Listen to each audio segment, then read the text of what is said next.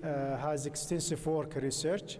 Actually, he published more than 100 papers. Today, we are glad to have him with us, and he will speak about data collection. Please, Prof. بسم الله الرحمن الرحيم والحمد لله والصلاة والسلام على رسول الله. Thank you, Mr. Chairman, for your kind presentation. Today, I am going to have an idea about data collection.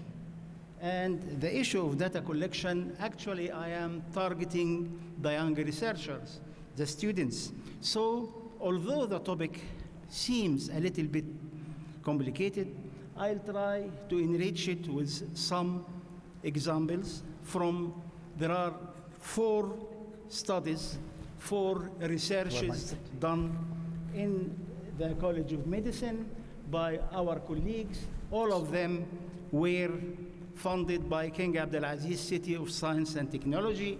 We have a study on iodine deficiency disorders. The principal investigator was Dr. Fuad Abbag. The second one was musculoskeletal disorders among school children. The principal investigator was Prof. Abdullah Asiri. And we have another 2, bronchial asthma among adults, Prof. Badr Al-Ghamdi, and the epidemiology of cerebrovascular stroke by Prof. Adil Hazzani. I am just enriching the presentation by examples. So, what are the topics of today?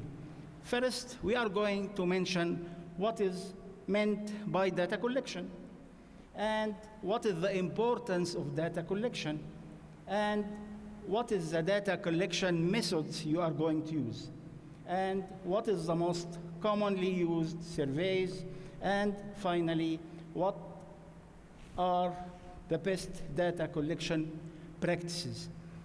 Now, data collection in general is the backbone of your work. You are planning your study, then you are going to implement and do the work. So, what is meant by data collection? Simply, data collection is a process of gathering and measuring the information of your study. For example, in the study of iodine deficiency disorders, I am collecting data on what is meant by iodine deficiency, what are the components, what are the variables to be collected.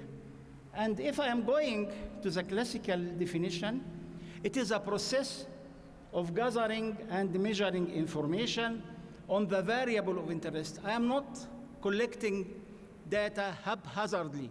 I define some variables to deal with, to collect the information, and usually I am collecting and doing that data collection in a systematic way. And the main objective, to start to return to the first lecture. By the end, I should answer the research question we are dealing with at the beginning. And then my data, the data collected, should provide me of tools to evaluate the outcomes of the study and to deal with it. So, usually, the data is common of all types. But the most important issue we should take care, and this is my advice to the young researchers, and my advice in general for young researchers, you should work with a mentor.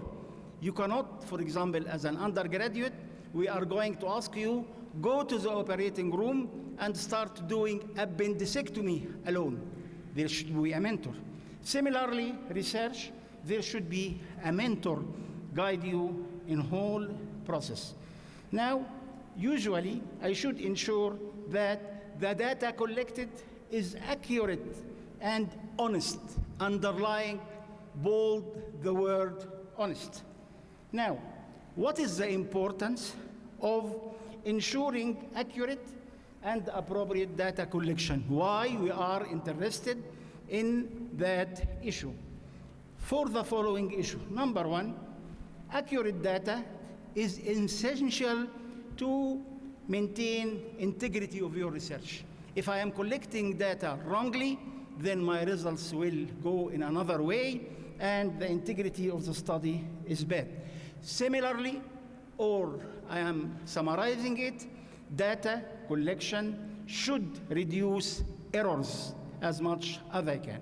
So what are the toll? What are the consequences of improperly collected data? If I am collecting data haphazardly, if I am not taking care of the quality of data collected, what are the consequences, the toll, the price I am going to pay? There are a lot of prices. Number one, I cannot answer the research question accurately. The first lecture deals with the research question. How am I going to answer it? There should be a way of data collection properly done, based on the basics, then I can answer it. Secondly, usually any study aims to be repeatable, meaning that if I am studying iodine deficiency in Saudi Arabia, maybe another researcher in Egypt or Somalia is willing to do the same study. If my data collection is wrong, results and interpretation based on data collection is wrong, then it is not possible to repeat or validate your study. Then usually, if I am collecting data in a bad way, I am exhausting the resources. Usually, we all know that any study, any research is money. We need funds, whatever the funds is collected from. Then, if I am doing data collection in a wrong way, I am misleading other researchers. And usually, if the study, based on the results of the study, policymakers are going to take decisions, then usually I am compromising the decision of public policy. Then, roughly, what are data collection methods? Roughly speaking, we can say we have two major types of data collection. We have primary and secondary. Primary is the original first-hand data. And usually, it is the initial information. I am going to the field to collect data about certain information. I am paying visits to the school to assess the musculoskeletal disorders in Asir region. No one did it before. No one is doing the same work. And usually, primary data will enrich the arena of research, will give us highly accurate data. Now, we have another type of data. Sometimes you can find it, what we call secondary data collection. It is a second-hand data, and it is collected by others. I can go through literature, and I ask a friend to provide me with his data published in that article, and then I'll do certain or further data analysis on it. And usually, it is done by other people. So we should differentiate between both types. Now, the secondary data collection usually raises question about the accuracy and authenticity. I am not doing it. Someone else is doing it, and I am dealing with his data. So I am not the one who controls the whole study from the start. Now, roughly, what are methods of data collection? I am not going in details because it is covered by my colleagues, Dr. Abdullah and Dr. Taha. But roughly speaking, the secondary source, usually we are dealing with government publication, with earlier research of others, with census, with personal records, while the primary sources are either observation or interviewing or questions. To start with this type of the primary, just to summarize, we have two major types. One is called qualitative research, and the other one is quantitative research. Most of the lectures given this morning are dealing with quantitative research. We are giving numbers. We are interested in numbers. How many? What is the rate? But we should learn as a researcher there is a room of what is called qualitative research. It is done mostly by our colleagues in behavioral sciences, like focus group discussions, like in-depth interview, but it is very important. And we have a good example here in our area. My colleague, Dr. Abdullah Rafidi, did a nice, of course, with a group of researchers funded by a body, regarding the accident, the road traffic accident in the region through a qualitative approach. Now, again, we can say the primary, either qualitative or quantitative. I am not going in details because it is covered in the previous talk. Now, what is my concern to start with? What is the most commonly used surveys? Because usually for the undergraduate, usually for the students, they are using and trying to do the simplest way through surveys. And roughly speaking, we can say that we have paper survey, a written questionnaire, or mail-in survey, or online surveys, which actually is a famous approach during the COVID era, through online, through emails, and every now and then, every day, we receive a memo from the KQ administration, please help the researcher so-and-so in this college in her study, and then she bombarded, or he bombarded us with his questionnaire, looking for us to understand it within few minutes or few days.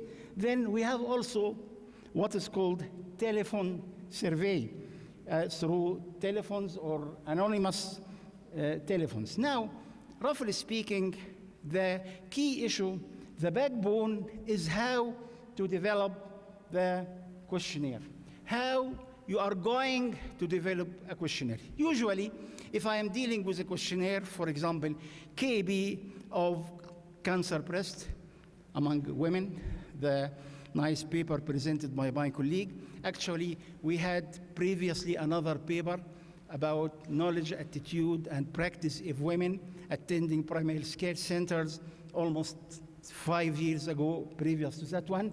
You have two issues to deal with it in order to use a questionnaire. Number one, again, this is a copyrighted material. What you can do, simply go to literature. If you find someone is doing, for example, KAB in Mahail, you can send him a nice email asking him that I am going to work in that study. Kindly provide me with your questionnaire. And then you should refer to him during your publication. The second one is to develop the questionnaire. And these are the steps of developing a new questionnaire. We follow what is called a Delphi technique. We determine what is the content of the questions using the help of others in the field. I can sit with a dermatologist if I'm asking about the knowledge of acne, and then a group of people tell us what is expected, then refine the responses, then develop wording, then establish sequence, rewrite it. The most important issue is to pilot study that questionnaire. And through pilot studying, I can revise myself. Of course, there are a lot of things regarding internal validity, external validity. I can develop what is called alpha Cronbach to see if it is developed or not, then translate it. Then don't forget, if I am going to translate from English to Arabic, I should validate again the Arabic questionnaire.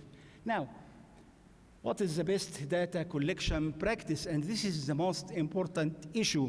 What are issues related to maintain integrity of data collection? This is a very important, and I'll give you some examples. Number one, why I am doing this? My rationale is simply to detect errors in my data collected. And sometimes these data are intentionally done. Someone is doing it falsification.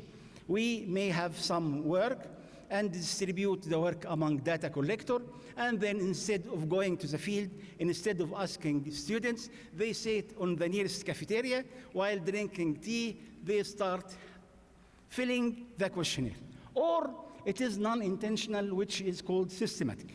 Now, how actually to deal with these issues?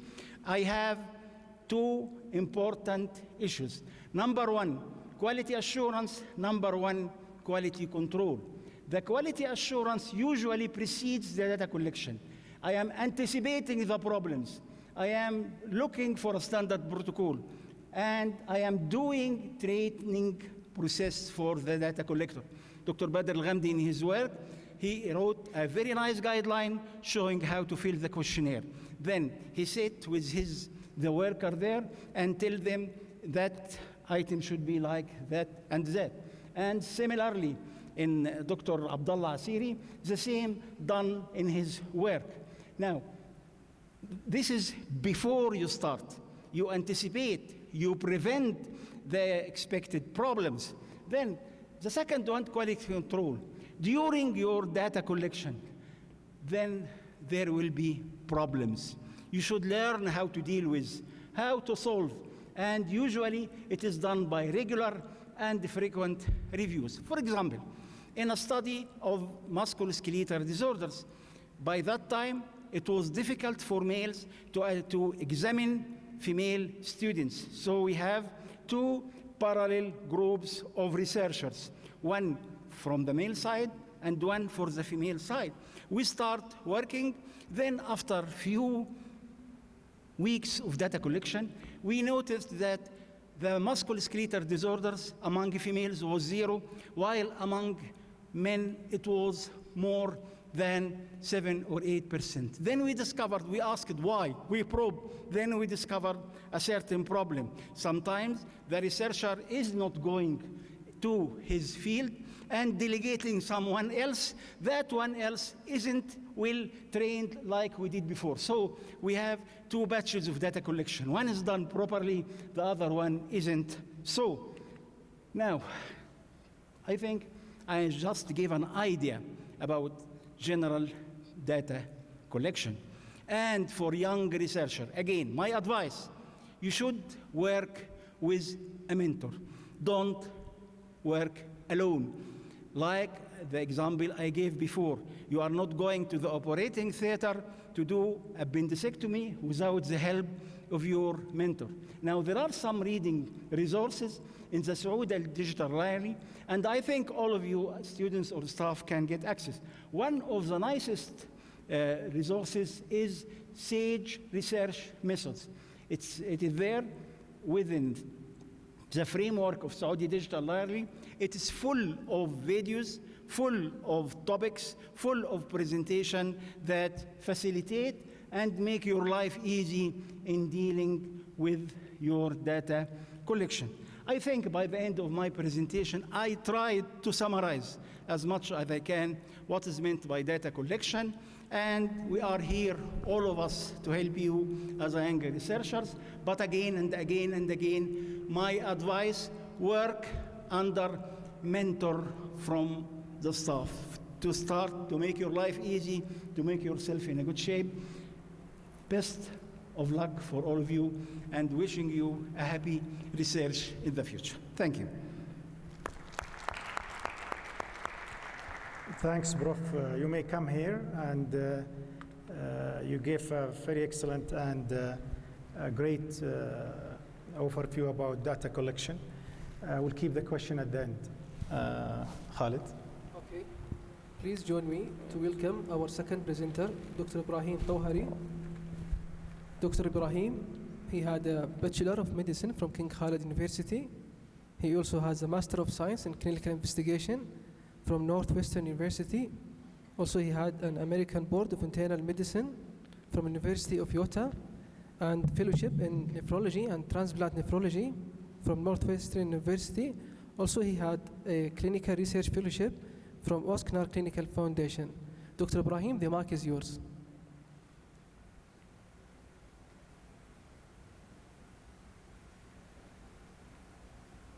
What happened?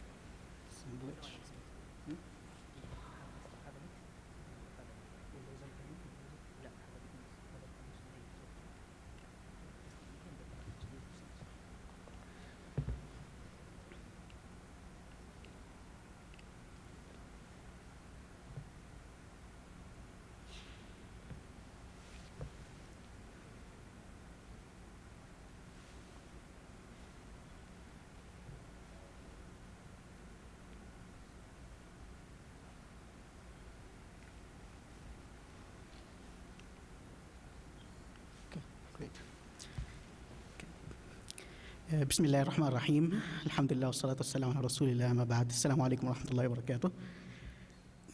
Do you hear me well? Okay, thanks Dr. Abdulaziz for your nice introduction. Now we're coming to the last presentation of this morning session, and in the last 20 minutes we're finally jumping into the often confusing world of data analysis. I hope we're going to make it more simple and not as confusing as you imagine. So in those 20 minutes, I'm going to focus mainly on the basic principles of data analysis and what you need to understand when you come to analyze your data.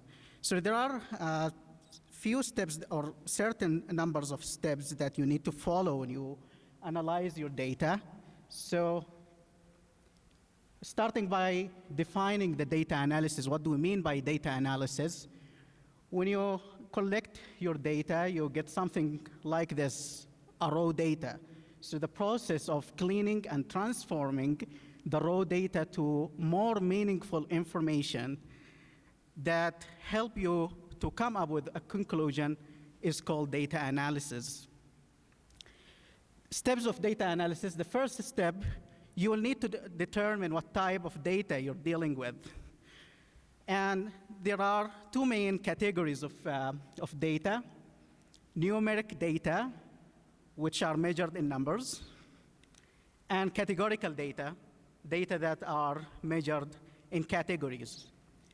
Numeric data is subdivided further into two types. Continuous variables are the variables that take any measurements, including decimals. There is no interruptions. Example of that is weight, height, temperature, BMI. You can get any number like 50.6, 50.9. There is no interruption in the measurements. Discrete variables are the variables that take only absolute numbers, no decimals. Example of that, like number of hospital admissions. It can't be like 1.5 admission. It's only 1, 2, 3, 4. Categorical data are further subdivided into three categories. Binary data, the data that take just two possibilities, yes or no, like smoking status, yes or no, gender, males, females, cure from a disease, death, yes or no. Nominal data are the data that take more than two categories, but the order is not important. Example of that is nationality, blood group, race. And ordinal data when order matters. When order matters, a good example of that, if you are making stratification of socioeconomic status like low, middle, and high, and degree of agreement we commonly use in questionnaire, like strongly agree, disagree, I don't agree, and so on. We summarize the numerical data using means and standard deviation. In some circumstances, we use medians and interquartile range, depending on the distribution of the data. The categorical data are summarized using frequency, the counts, and the proportions. Second question, what type of statistics you want to do? There are two main broad categories of statistics. The first type is descriptive statistics. You just get a sample, and you are interested to know what's going on in the sample. Like, for example, you want to see like the rate of vaccination or against COVID-19 among medical students in King Khalid University. So you just get this sample, you measure the compliance rate to the vaccination, and that's it. The second type of statistics is inferential statistics, when you obtain a sample from the population, and based on the result that you get from the sample, you want to make a prediction about what's going on in the population. And this often involves hypothesis testing. This is an example of descriptive statistics. As you see, we summarize the continuous variables, the numeric variables like age, using mean and standard deviation, categorical variables like race and gender, using frequency and percent or proportions. Hemoglobin A1C is continuous variable. We used mean and standard deviation. eGFR here we used median. Probably that's because the data was not normally distributed. We'll dive more in the inferential statistics. Imagine that you have a large population, it can be 10,000, a million, whatever, and you are interested to look at the distribution of the weight in this population. If you look at the distribution of weight, you will find something that looks like this. The y-axis is the frequency of the observation, and the x-axis is the observations. You will see that most of the data cluster in the middle, and there are some extreme observations that are less frequent, lying in each extreme of the curve. As you see, it looks like it's a bell-shaped curve. We call this normal distribution or parametric distribution.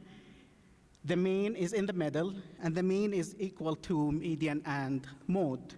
The spread of the data around the mean is measured using a standard deviation. And the mean and median and mode are equal, and most of the data cluster in the middle. More information that you need to know about normal distribution, that the total area under the curve of the distribution is equal to 1. And as you see, about 68% of the data fall within one standard deviation around the mean, and 95% of the data fall within 2 standard deviations around the mean. And then you are left with 5% that are less frequent and distributed in the extremes of the curve. Just keep that in your mind because you'll need to imagine it.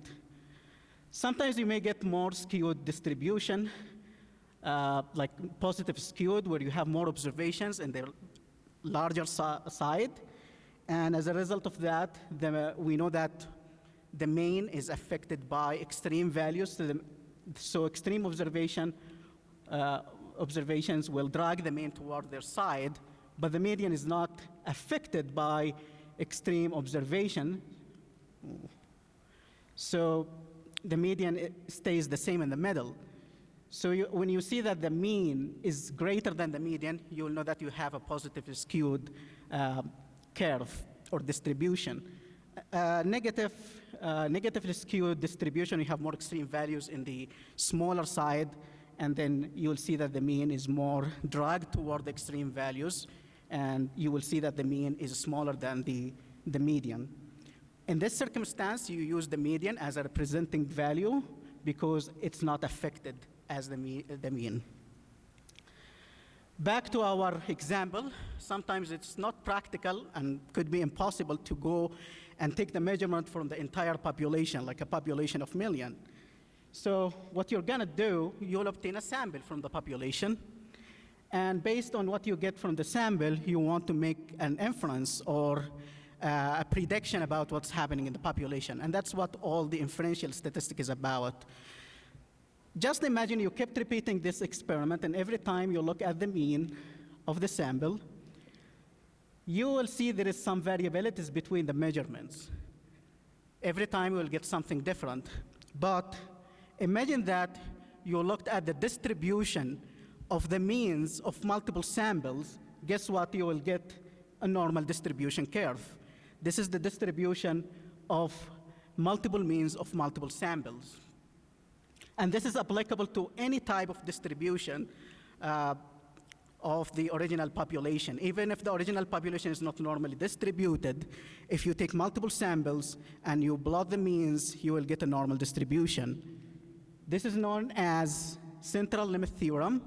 So the central limit theorem is telling us, number one, the distribution of sample means, the means of multiple samples, is normally distributed if the sample size is greater than 30.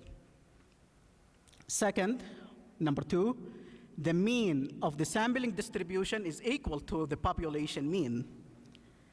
Third, the spread of the data or the standard deviation of the sampling distribution of the sample means is known as or called standard error. And it's measured by dividing the standard deviation by the square root of the sample size. As you see that they are both dependent on the sample size. The larger the sample size is, the narrower the distribution is. Again, this is the sampling distribution. As we said, it's normally distributed. As you see that, as we mentioned previously, that most of the data fall within 2 standard deviations around the mean.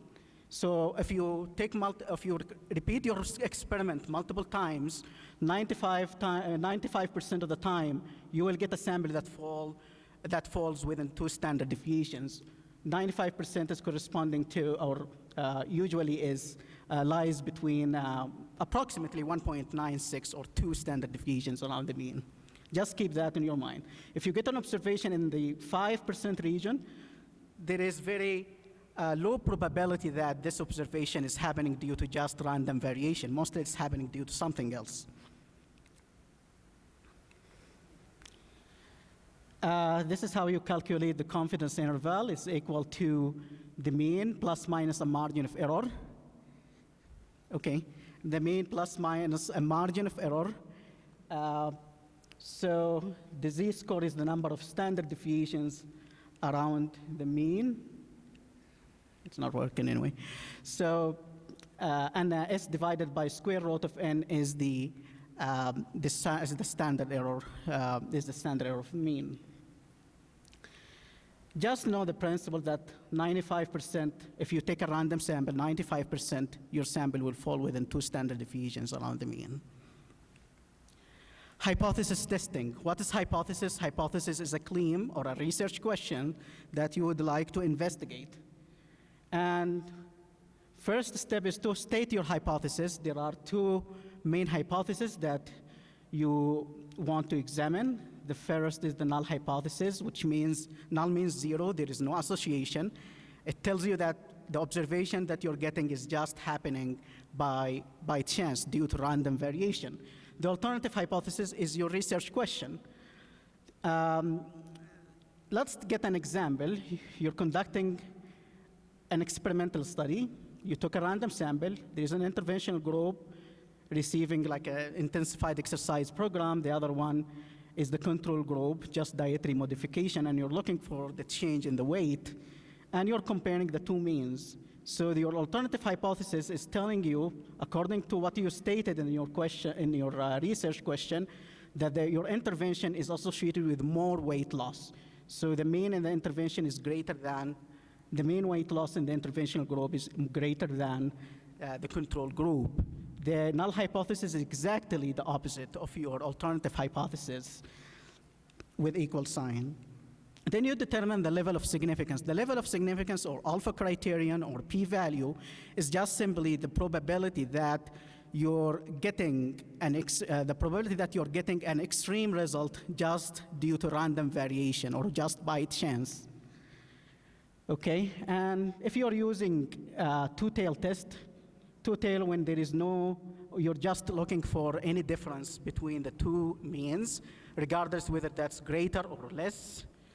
You split your alpha criterion or the p-value in the 2 tails. The greater than, this is a right-sided tail, like the example we have stated earlier, or less than, this is a left-sided tail, then the 5% will lie in one side of the curve. You conduct a statistical test. I'm not going to go in more in depth in the statistical test, but once you know the type of the data you're dealing with, like numeric or categorical, and how many samples you're comparing, you can use a statistical decision tree to know the statistical test that you would like to use. Then you conduct your statistical test. You come up with a p-value. The p-value is simply just telling you how much probability that the null hypothesis is true. The probability that your sample is extreme is falling in the 5% region just due to random variation. If your p-value is less than 5%, you reject the null hypothesis, and then you accept your research claim. If it's greater than 5%, then it's too high to reject the null hypothesis, and you don't have sufficient evidence to support your claim. When you do that, there are two possibilities. Still, there is a possibility that the null hypothesis is true, but you, after you conducted your experiment or your data analysis, and the probability of that is equal to alpha, the p-value, and that's known as type alpha error or type 1 error. The second probability is you fail to reject the null hypothesis, but the null hypothesis is false, and that's known as type 2 error or beta error. Representing that in a graph, you can see here the rejection region, the p-value or alpha region, and this is the margin when you reject the null hypothesis. Here you reject the null hypothesis if something falling in the alpha region, and here you fail to reject the null hypothesis. So this area here is the probability that the null hypothesis is true, which is type alpha error. On the other hand, there is a possibility that you failed to reject the null hypothesis, but the null hypothesis was false, and that's known as beta error. If you exclude the beta from the alternative hypothesis distribution, the remaining part is known as the power, 1 minus beta. The power means the probability that you are correctly, or the probability that you're correctly rejecting the null hypothesis. You reject the null hypothesis when it's false. That will lead us to the next topic, which is the power analysis. The study power is dependent on three things: the sample size, the effect size, and the significance level. If you look at this equation, that the higher the significance level, the higher the sample size that you need to get a good power. And then also the higher the sample size, the higher the power is. The standard deviation is also one of the factors. The higher the standard deviations, the higher the sample you need, the higher power. And the effect size is inversely proportionate with that. The larger the effect size, as you see here, the higher the power region of 1 minus beta. The smaller the effect size, the smaller the power is, and a higher sample size you need. There are some calculators that you can use to estimate the sample size that you need for your experiment to get an adequate power. One of those is inquiry, and that's commonly used by most of the clinical trials when they design their protocol. You just choose the test that fits your hypothesis on what they are comparing, and you fill the blanks. What statistical significance levels you want, how many groups you're comparing. If you don't know the means, you can just put the difference that you are interested in evaluating, and then automatically that will calculate the effect size. There is an equation to calculate it based on the difference between the two means. You put the power that you want, like 80%, 90%, 2 minutes. 95%. Yeah, just one more slide. And then you will get the sample size that you need. You have to make a balance between increasing your power and the estimated cost, because too much sample or too large sample will cost you a lot of money. Too small sample will give you lower power, and you have to make a balance between the two. Finally, we'll talk about some of commonly used statistical softwares. The one that I use is R Studio or R Programming. It's a very powerful tool. It's available for free, but it could be very painful at the beginning. It's difficult to use. You need to understand the R language. You have to write the commands.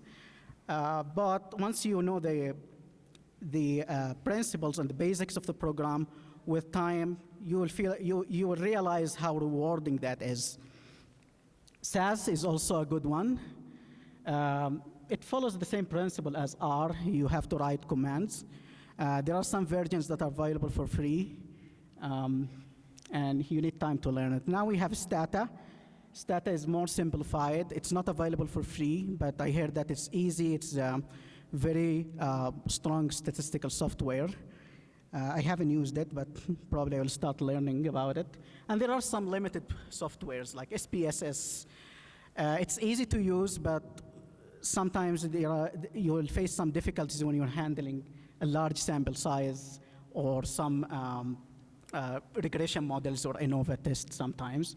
Excel, you can use it to do some small statistics like making comparison between two groups, but you need to know the basics of each statistical test because you have to tell the Excel what to do. I think I will just stop here. That's the end of my presentation. Thank you.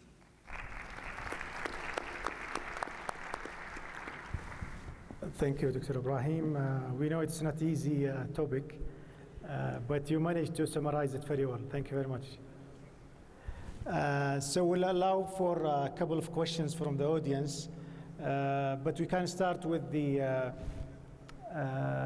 common question. I think since we have most of the audience from students, we'll ask Professor Mahfouz from his experience of doing a lot of research projects with students, what are the most common questions he receives from students about data collection, and what is your answer for that?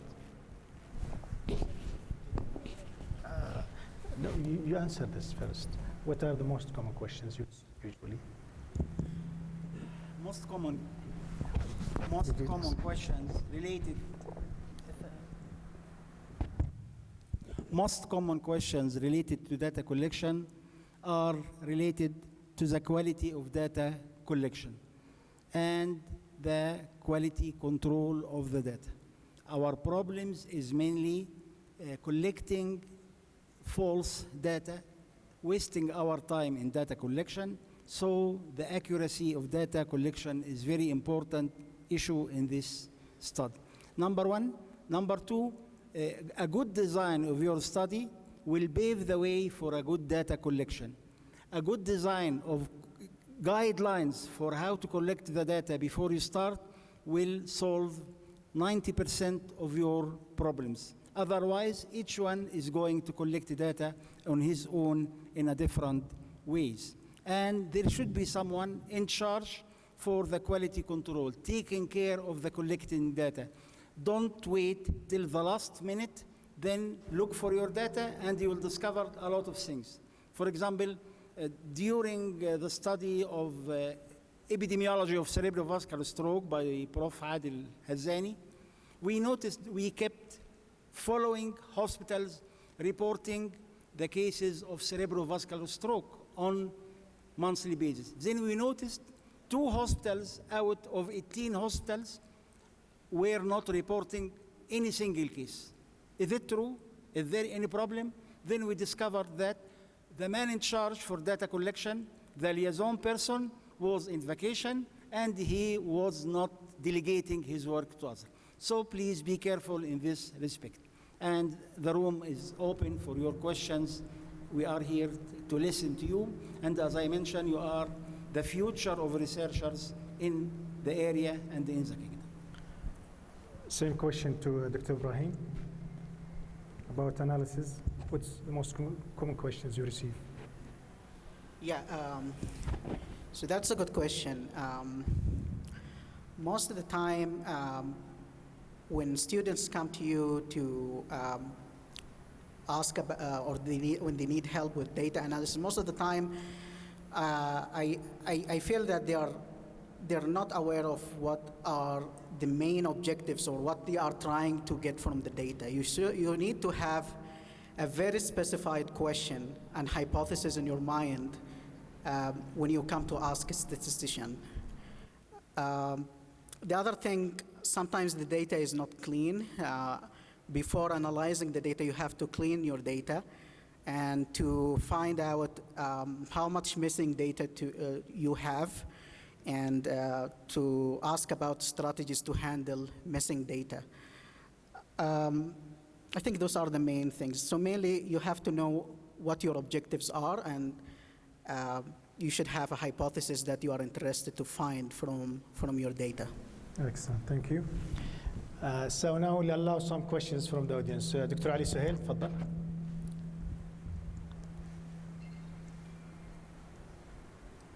Mic, please, to Dr. Ali.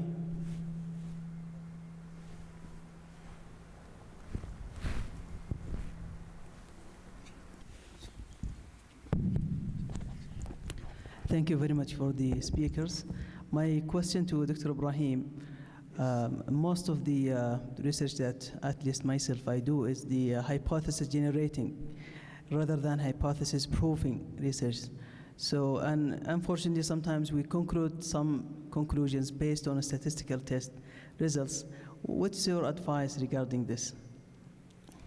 I think your statistical plan and your hypothesis, everything should be pre-specified in your research protocol, and you have to stick with it. Sometimes you come up with new ideas after you're done with your data analysis, and that's known as post hoc analysis. You can formulate your new questions, but the problem is if you are trying to test the hypotheses that are not pre-specified and your study is not powered for that hypothesis, you may get statistically significant results, but maybe if you conduct the power analysis, you will find that the power is very low. So you need to evaluate that and keep that in your mind when you come up with a conclusion about those results.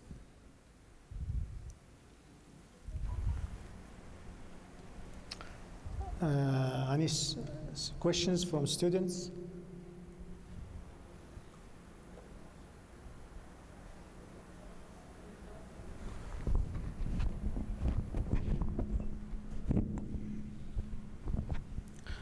So it seems no more questions, so thank you very much. This is the end of our session.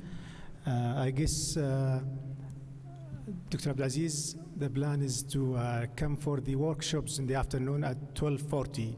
This is the most important for all audience. Thank you very much.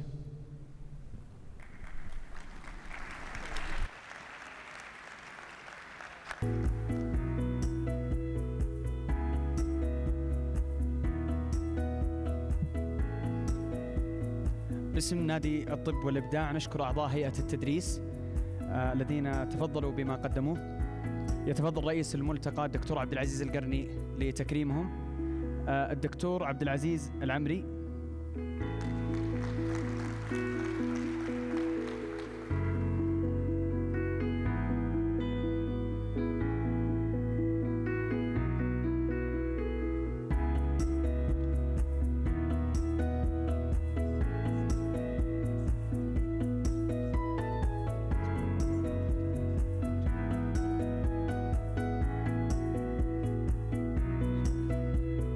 البروفيسور أحمد محفوظ.